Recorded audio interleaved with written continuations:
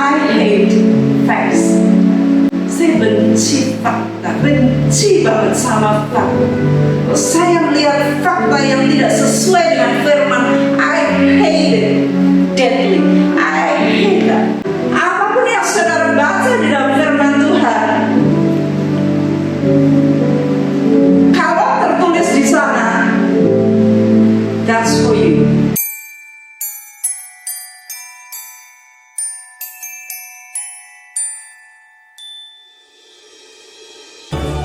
Can I feel the joy of being with you? How can I chase the pain away for good? Well, is this calling me? All is not true. I bring some mistletoe with me. Christmas is waiting for you. It'll never start without you, never start without you. Christmas is all about you. I see everywhere around the fairies of December. You. Murid-murid seluruh dunia, saya mengucapkan selamat Natal. I wish you a very, very Merry Christmas. Dimanapun saudara berada saat ini, mana kita sudah menyaksikan tayangan yang luar biasa. Saya sambil ketawa, sambil terharu, saudara. Jadi kadang saya nggak ngerti mau yang mana dulu ya. Mau ketawa atau mau haru. Saking melihat penampilan saudara, kesatuan hati saudara, waktu-waktu yang saudara berikan bersama-sama untuk merayakan Natal ini. Walaupun sederhana, tidak ada di gedung, tidak bersama-sama dengan yang lain, dan begitu rindunya saya untuk bisa mengundang seluruh murid-murid yang ada di Jakarta atau di Jabodetabek, tetapi tidak memungkinkan saudara karena ada protokol, ada social distancing. Nah ini sangat menyedihkan di hati saya, tetapi saya tahu saudara semua mengikuti Zoom online untuk Natal ini. Saya dan Tuhan hadir di tempat saudara. Amin. Puji Tuhan. Saya berterima kasih pada seluruh fasilitator di seluruh dunia yang telah melayani, memanage, menghimpunkan murid-murid, menyatukan mereka dari yang kelas visioner, yaitu kelas anak-anak, sampai kelas golden yang berumur 85. That's so amazing, that's so touching ya. Bagi saya sangat touching sekali. Dan saya bersyukur bahwa saudara masih tetap mau belajar. Saya bersyukur untuk itu. Saat saudara dimuridkan, saudara belajar, saya tahu bahwa itu adalah amanat dari Tuhan kita Yesus Kristus. Pergilah, jadikanlah segala bangsa murid.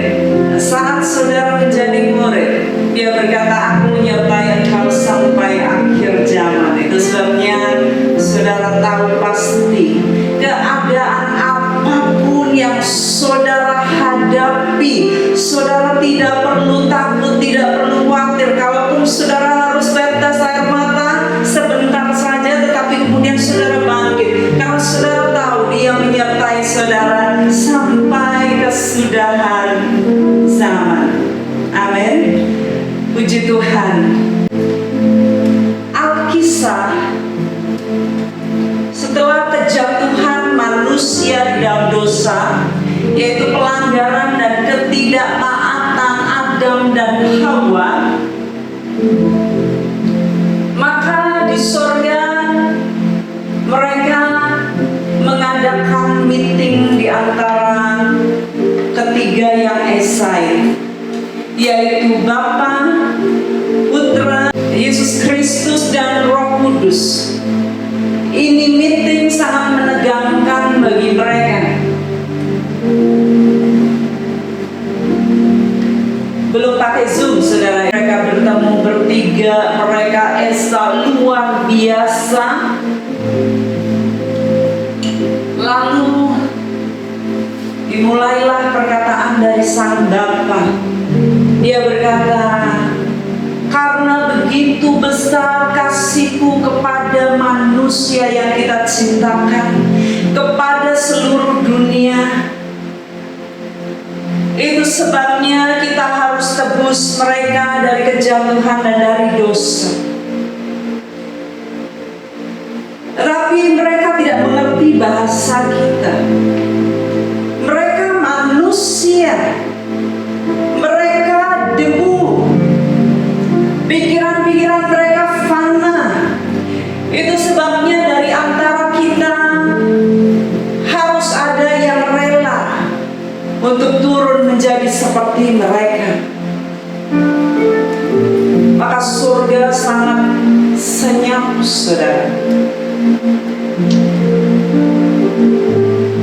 Rupanya mereka bertiga berpikir, yang keheningan itu terpecah dengan suara Yesus, dan dia berkata, Bapa, aku rela untuk datang ke dunia menjadi ransom, yaitu tebusan bagi manusia yang kita cintakan dan yang kita cintai.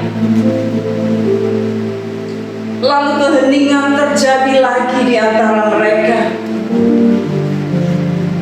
Dan kemudian setelah beberapa saat Roh Kudus berkata, baik, Yesus, Engkau datang dahulu. Lalu setelah 30 tahun nanti saat Engkau dibaptis, aku akan datang dan menyertai Engkau. Aku akan mengurapi Engkau.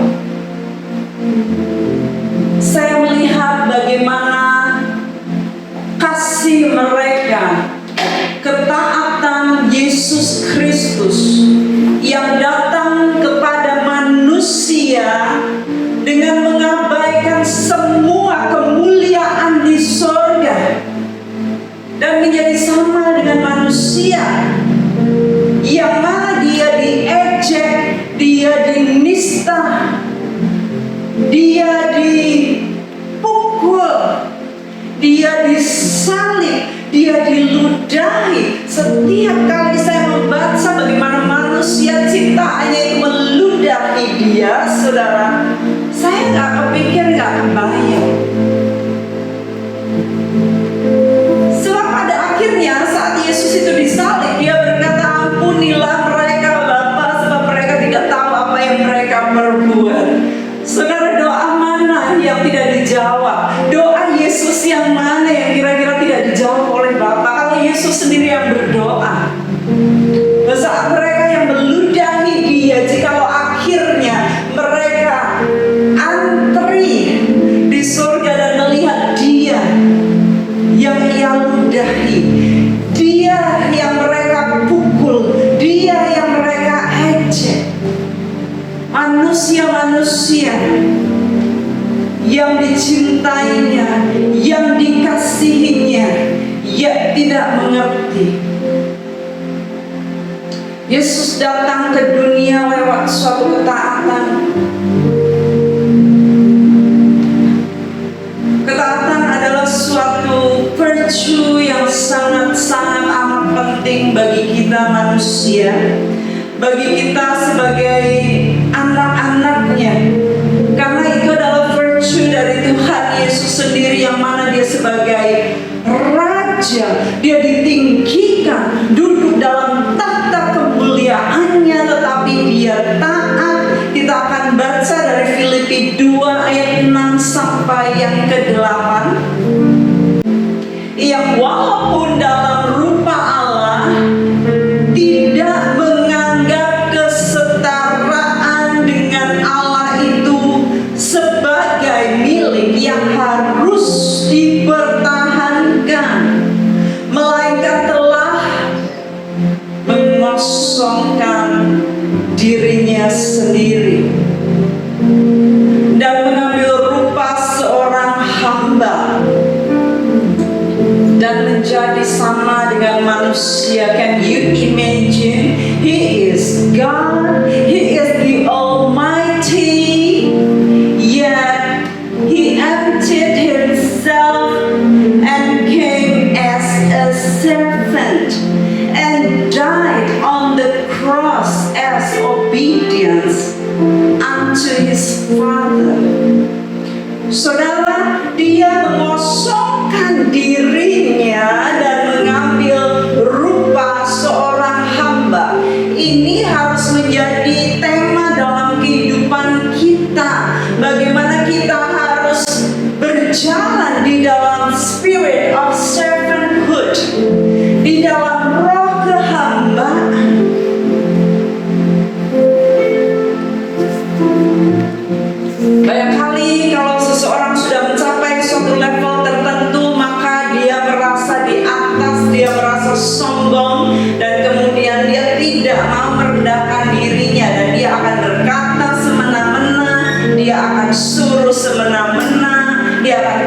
semena-mena, dia akan melakukan hal-hal semena-mena dan sebagainya.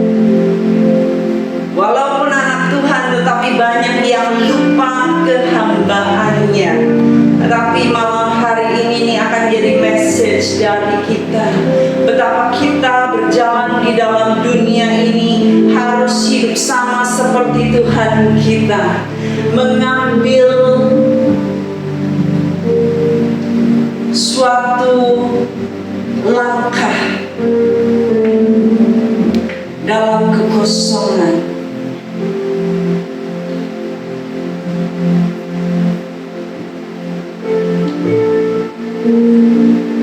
Lalu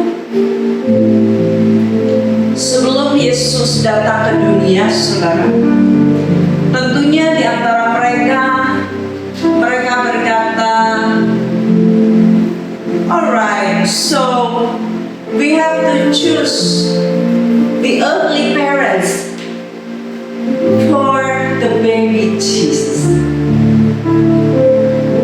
Apakah saudara pikir, okay, just a womb, gitu, rahim aja, terserah, any womb, any man, any father, apa kira-kira begitu? No. Tentunya mereka memilih the quality of someone who will born Jesus. Tentunya mereka akan memilih siapa yang akan mendidik Yesus sebagai earthly father, bukan? Nah, saya membayangkan dari tahun ke tahun, saudara, mengenai hal ini. Dan ini baru kesempatan pertama kali rasanya saya menyampaikan firman yang sudah bertahun-tahun saya kandung, saya pikirkan, dan saya jalani, saudara.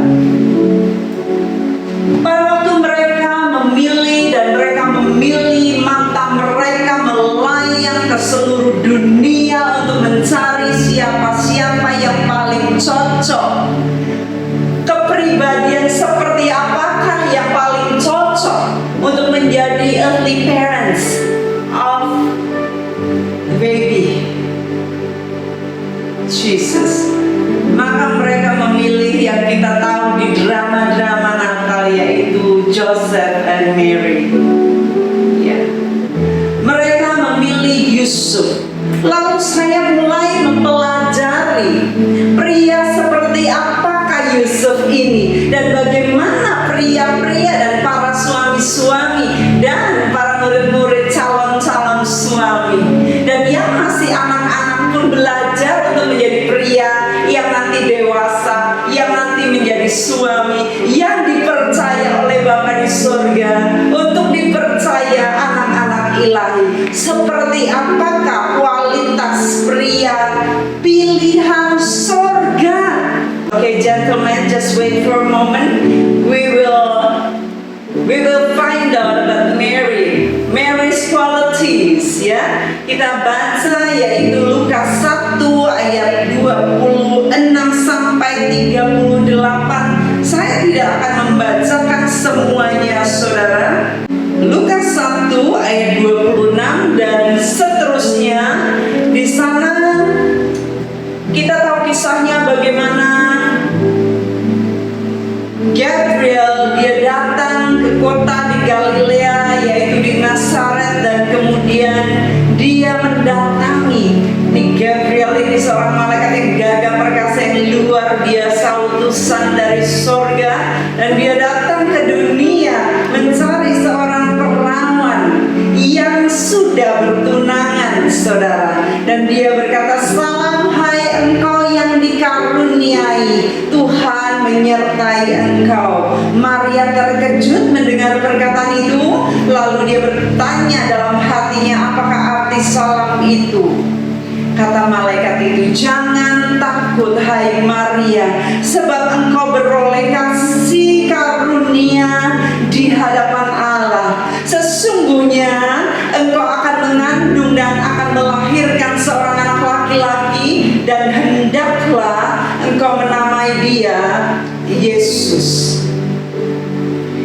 Ia akan menjadi besar dan akan disebut anak Allah yang maha tinggi. Dan Tuhan Allah akan mengaruniakan kepadanya tahta Daud bapa leluhurnya. My oh my. Seorang wanita muda yang kira-kira berumur 14 tahun mendapatkan suatu message yang luar biasa dengan berita bahwa dia akan mengandung seorang raja yang luar biasa. Bagaimana terkejutnya dia, bagaimana tidak menyangkanya dia, saudara. Dan dia berkata, bagaimana mungkin karena aku ini belum bersuami. Lalu malaikat itu berkata, Roh Kuduslah yang akan turun ke atasmu, dan kuasa Allah yang maha tinggi yang akan menaungi engkau. Sebab itu anak yang akan kau lahirkan itu akan disebut kudus, anak Allah. Jadi tidak ada pengaruh lelaki di dalam tubuhmu, tetapi Roh Kudus. Tetapi zaman itu Maria belum mengerti Roh Kudus itu apa, dan bagaimana Roh Kudus bisa membuat saya hamil, dan kemudian bagaimana nanti sebagainya. Tetapi yang luar biasa, inilah kualitasnya, saudara. Dia berkata, sesungguhnya ayat 38, aku ini adalah hamba Tuhan, jadilah padamu menurut perkataanmu itu. Lalu malaikat itu meninggalkan dia. Saudara, lagi karena mereka bertiga menemukan kualitas kehambaan di dalam Maria ini, maka Maria ini terpilih dari antara sekian banyak perawan-perawan di seluruh dunia pada masa itu. Kehambaan, ketaatan.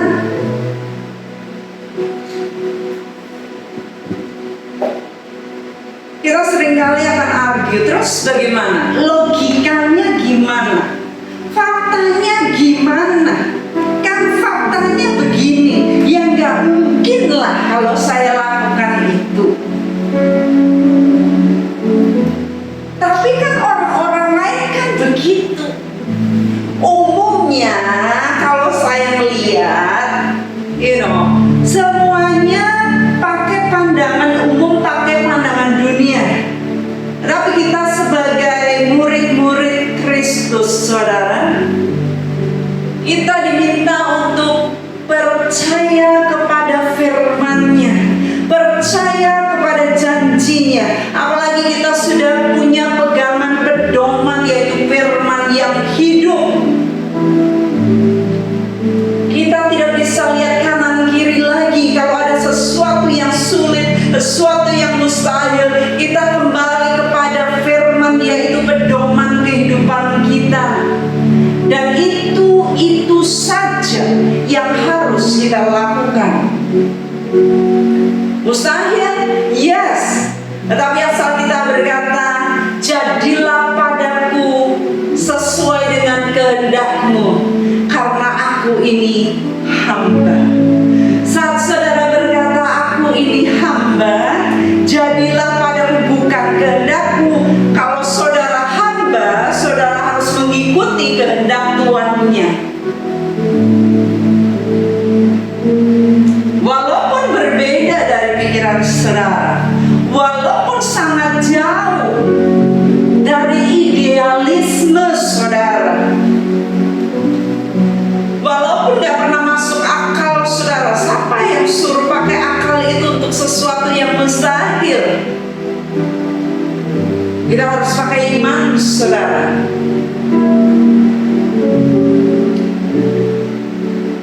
Dan kita akan belajar berkata, aku ini hamba, jadilah padaku seperti yang kau kehendaki. Kita sekarang baca kualitas Yusuf. Yusuf dari Matius 1 ayat 24 dan 25.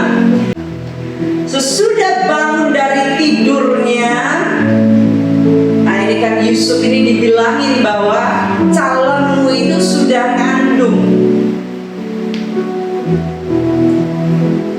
Kawinin saja, karena itu bukan dari laki-laki tetapi dari Roh Kudus. Lalu waktu malaikat yang sama datang kepada dia dan meminta dia untuk mengawini Maria di dalam kebutaan, Yusuf berbuat seperti yang diperintahkan malaikat Tuhan itu kepadanya. Ia mengambil Maria sebagai istrinya, tetapi tidak bersetubuh dengan dia sampai ia melahirkan anaknya laki-laki, dan Yusuf menamakan dia Yesus. Dia ini taat, dia punya hati hamba, dia tidak berpikir 2-3 kali, tetapi saat dia bangun tidur, saudara, dia langsung melaksanakan.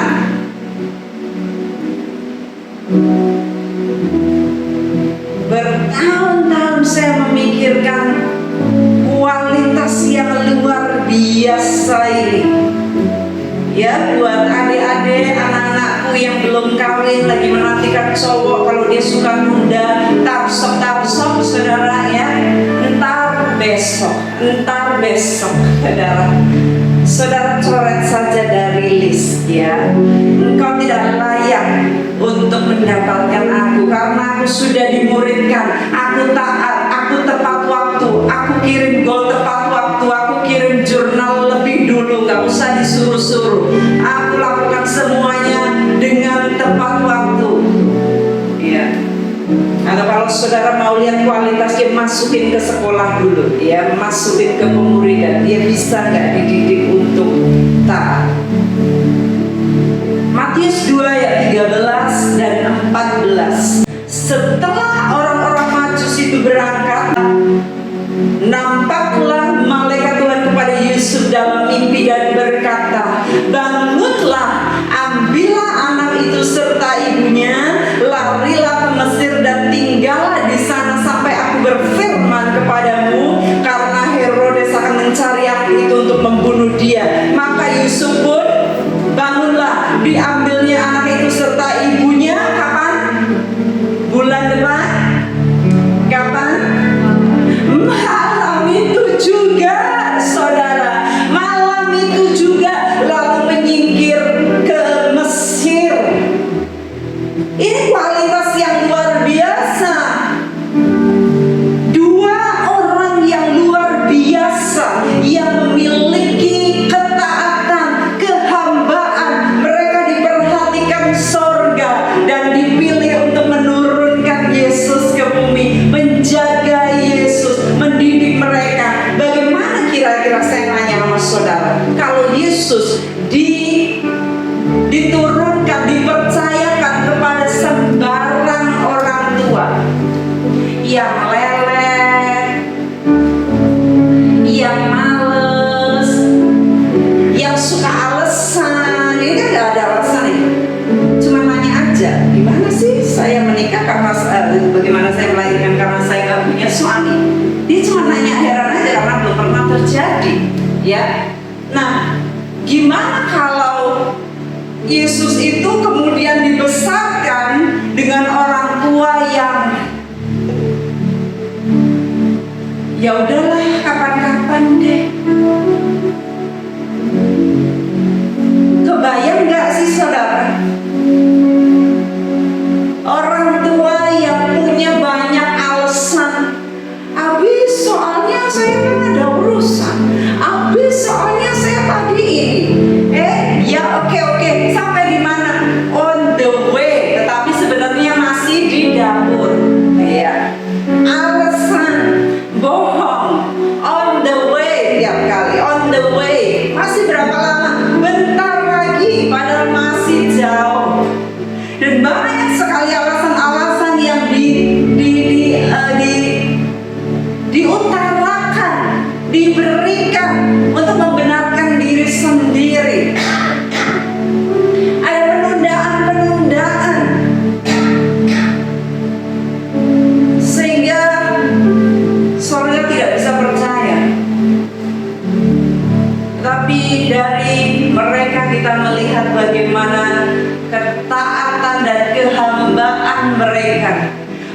membuat Bapa, Tuhan Yesus dan Roh Kudus mempercayakan bayi Yesus kepada mereka.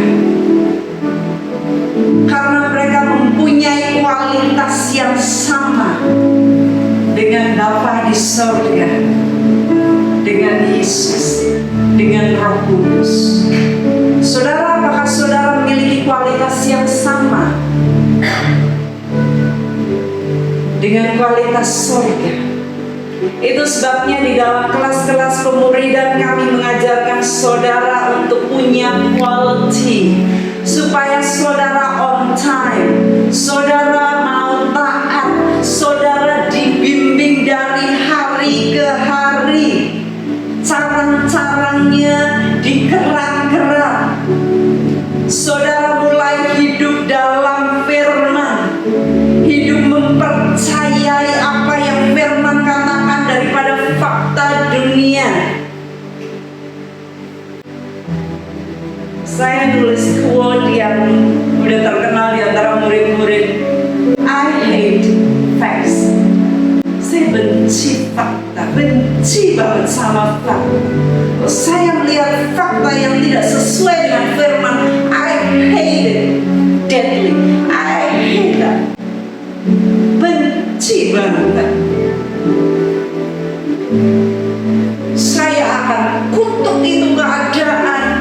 Saya akan berkata, kamu iblis bohong. I don't believe what I see with my physical eyes. I believe what is written in the Word of God. Saudara, apapun yang saudara baca di dalam firman Tuhan, kalau tertulis di sana, that's for you. You have to believe it. You have to trust the Word of God. How hard they are, how hard it is, but trust the Word of God. As long as it's in the Bible, it's for you. Tapi saudara harus punya hati hamba. Saudara harus taat seperti Yusuf dan Maria, seperti Maria dan Yusuf, seperti Yesus. Saudara, setiap kita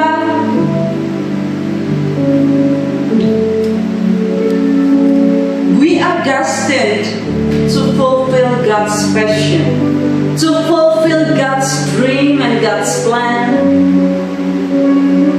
in this generation. Setiap kita ini punya tujuan untuk memenuhi kerinduan Bapa untuk generasi kita.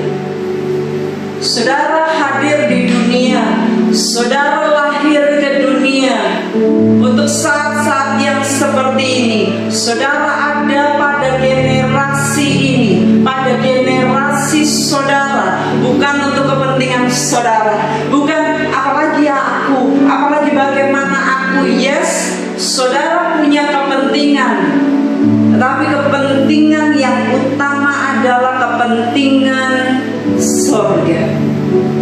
Tuhan punya mimpi di dalam hidup saudara yang harus saudara penuhi sebelum saudara menghadap kepada Dia. Saya selalu melihat saudara, tiap pribadi yang ada, saya melihat karunia-karunia yang Tuhan titipkan kepada mereka, kelebihan-kelebihan yang Tuhan berikan kepada saudara-saudara. Kenapa saudara masih dikasih umur yang panjang? Saudara harus mengejar dan memenuhi rencana Tuhan dalam kehidupan saudara. Saudara bukan hidup untuk kepentingan saudara sendiri. Tuhan punya tujuan bagi tiap saudara. Saudara juga ada kelemahan-kelemahan. Saudara ada kekurangan-kekurangan yang saudara harus mengejarnya, mendapatkan jawabannya di dalam Tuhan. Saudara tidak perlu menangisi dan memperberat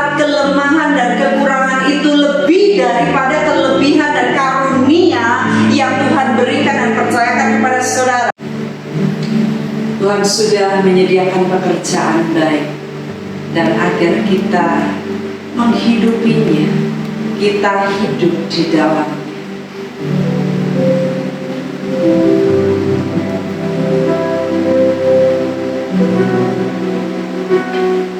Yesus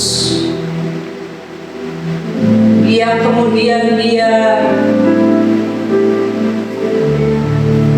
mempersiapkan dirinya selama 30 tahun untuk suatu misi yang luar biasa 3,5 tahun kemudian, dan dia menyelesaikan tugasnya. Saat Herodes mengancam dia hendak membunuhnya, Yesus berkata, Yesus punya goal.